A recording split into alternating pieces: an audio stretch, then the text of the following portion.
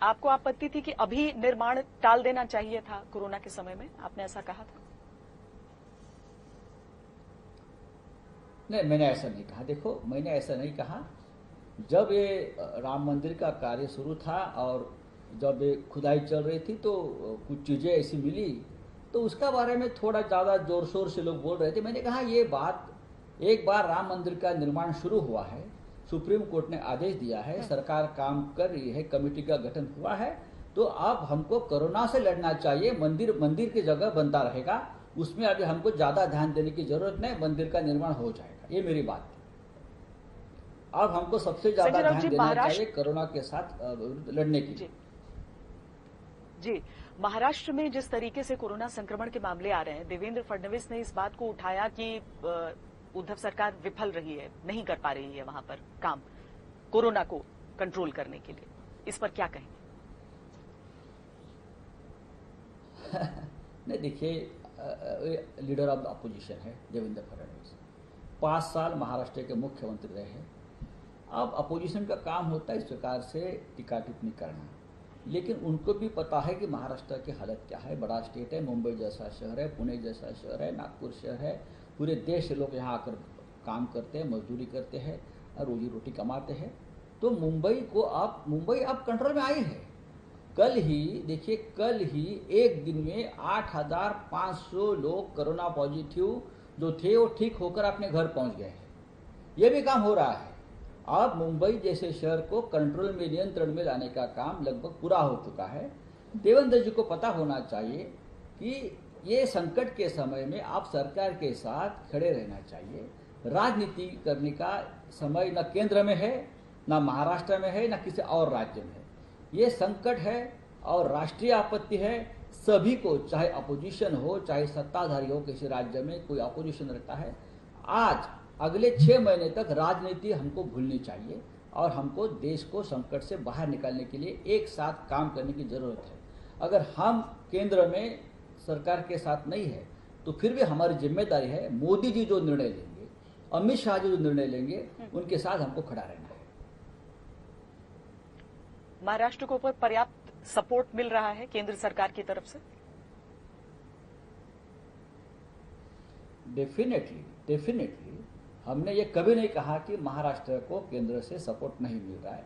देखिए, बीच में कुछ अनबन हो गई थी रेलवे के बारे में, रेलवे ट्रेन छूटने के बारे में, लेकिन वो ज़्यादा उसको हमने महत्व नहीं दिया। लेकिन मुख्यमंत्री उद्धव ठाकरे और प्रधानमंत्री मोदी, उद्धव ठाकरे और गृह मंत्री अमित शाह, उद्धव ठाकरे और केंद्रीय स्वास्थ्य मंत्री हर्षवर्धन, तीनों का, ये चारों लोगों का ठीक से डायलॉग है और जो मार्गदर्शन केंद्र से मिल रहा है उसके मुताबिक मुंबई और महाराष्ट्र में काम हो रहा है। ये भी इस तरह की अटकलें निकली संजय जी कि महाराष्ट्र सरकार क्या स्थिर नहीं है पूरी तरीके से, क्योंकि मुलाकातों का दौर जिस तरह का चल रहा है वो उस दिशा में संकेत दे रहा है। नहीं, देखिए, ये जो है अफवाह है। महाराष्ट्र की सरकार पूरी 5 साल चलेगी। 3 पार्टी है, कांग्रेस है, एनसीपी और शिवसेना, तीनों की विचारधारा भिन्न है, ये सबको मालूम है।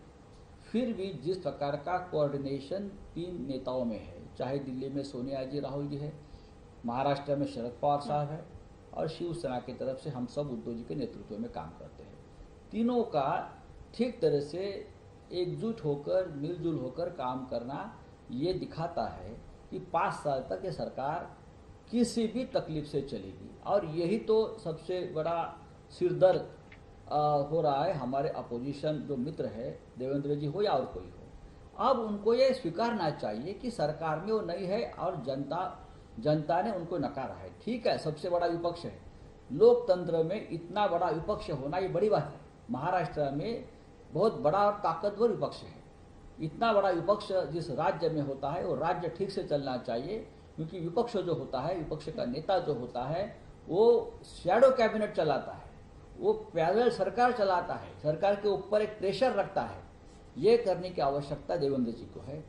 अगर हमारी कोई गलती होती है हमारे से, तो इतना बड़ा विपक्ष सामने खड़ा है, हमको डर लगना चाहिए हमसे कोई गलत काम न हो जाए।